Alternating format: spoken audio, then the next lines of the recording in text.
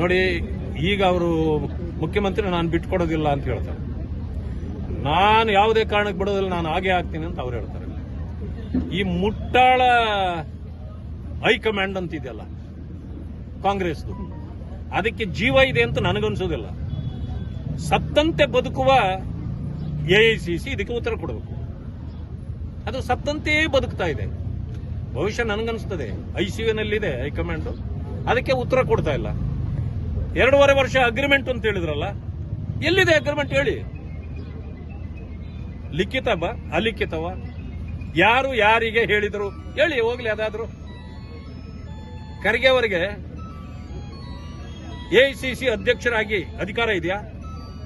ಹೈಕಮಾಂಡ್ಗೆ ಹೇಳ್ತೀನಿ ಅಂತ ಅವ್ರು ಹೇಳಿದ್ರೆ ಹೈಕಮಾಂಡ್ ಯಾರು ಅಂತ ನಾವು ಹುಡುಕ್ತಾ ಇದ್ದೀವಿ. ಈಗ ಹೈಕಮಾಂಡ್ ಯಾರು? ಅಧ್ಯಕ್ಷರಲ್ವಾ? ಅಂದ್ರೆ ಕಾಂಗ್ರೆಸ್ಗೆ ಇಂಥ ಒಂದು ಕೆಟ್ಟ ಸ್ಥಿತಿ ಬಂದ್ಬಿಡ್ತಾ? ಅದಕ್ಕೆ ಅವರು ಉತ್ತರ ಕೊಡಬೇಕು. ಆಗ ಹೇಳಬಹುದು ಇವರು ಕೊಡ್ತಾರಾ ಇಲ್ಲ ಅಥವಾ ಇವರು ಆಗ್ತಾರ ಅಂತ. ಬಟ್ ಅವ್ರು ಹೇಳ್ತಿರೋದು 28ಕ್ಕಾಗ್ಲಿ ಅಂತ. 28 ಅಲ್ಲ, 48 ಆದ್ರೂ ನೀವು ಆಗಲ್ಲ. ಯಾಕೆಂದ್ರೆ ನಾವು ಬಿಡಲ್ಲ. ಇನ್ನು ಮುಂದೆ ನಮ್ಮದೇ ದೇಶವೂ ನಮ್ಮದೇ, ರಾಜ್ಯವೂ ನಮ್ಮದೇ. ನಿಮಗೆ ಯಾವುದೇ ಕಾರಣಕ್ಕೆ ಜನ ಮತ ಹಾಕಲ್ಲ. ಬಿಜೆಪಿಗೆ ಅಷ್ಟು ಇಂಟ್ರೆಸ್ಟ್ ಡಿಕೆಶಿ ಆಗ್ಬೇಕಂತ? ಬಿಜೆಪಿಗೆ ಯಾಕೆ ಇಂಟ್ರೆಸ್ಟ್ ಅಂತ? ನಮಗೆ ಬಿಜೆಪಿಯವರು ಮುಖ್ಯಮಂತ್ರಿ ಆಗೋದು ಅಷ್ಟೇ ಇಂಟ್ರೆಸ್ಟ್.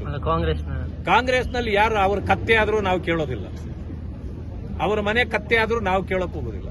ಡಿಕೆಶಿ ಆದ್ರೇನು ನನಗೇನು, ಸಿದ್ದರಾಮಯ್ಯ ಇದ್ರೆ ನನಗೇನು, ಅಥವಾ ಇನ್ನೊಬ್ಬ ಸಿದ್ದರಾಮಯ್ಯ ಮಗ ಏನೋ ಬರಂಗ್ ಕಾಣ್ತದೆ ಅಂತೆ, ಯಾರೋ ಭವಿಷ್ಯ ಹೇಳಿದಾರಂತೆ. ಯಾಕೆ ಅಂತಂದ್ರೆ ಡಿಕೆಶಿ ಅವರು ಮತ್ತೆ ಡಿಕೆ ಸುರೇಶ್ ಅವರು ಇಬ್ರು ಹೇಳಿದ್ದಾರೆ, ನಮ್ಮ ಹೈಕಮಾಂಡು ಅಲ್ಲಿ ಡೆಲ್ಲಿಯಲ್ಲಿಲ್ಲ, ಸಿದ್ದರಾಮಯ್ಯನವರ ಮಗನೇ ಯತೀಂದ್ರ ನಮ್ಮ ಹೈಕಮಾಂಡು ಅಂತ ಹೇಳಿದ್ದಾರೆ. ಅದರಿಂದ ಕಮಾಂಡು ಬದಲಾಗಿದೆ. ಈಗ ಅದಕ್ಕೆ ಡಿಮ್ಯಾಂಡ್ ಜಾಸ್ತಿ ಆಗಿದೆ.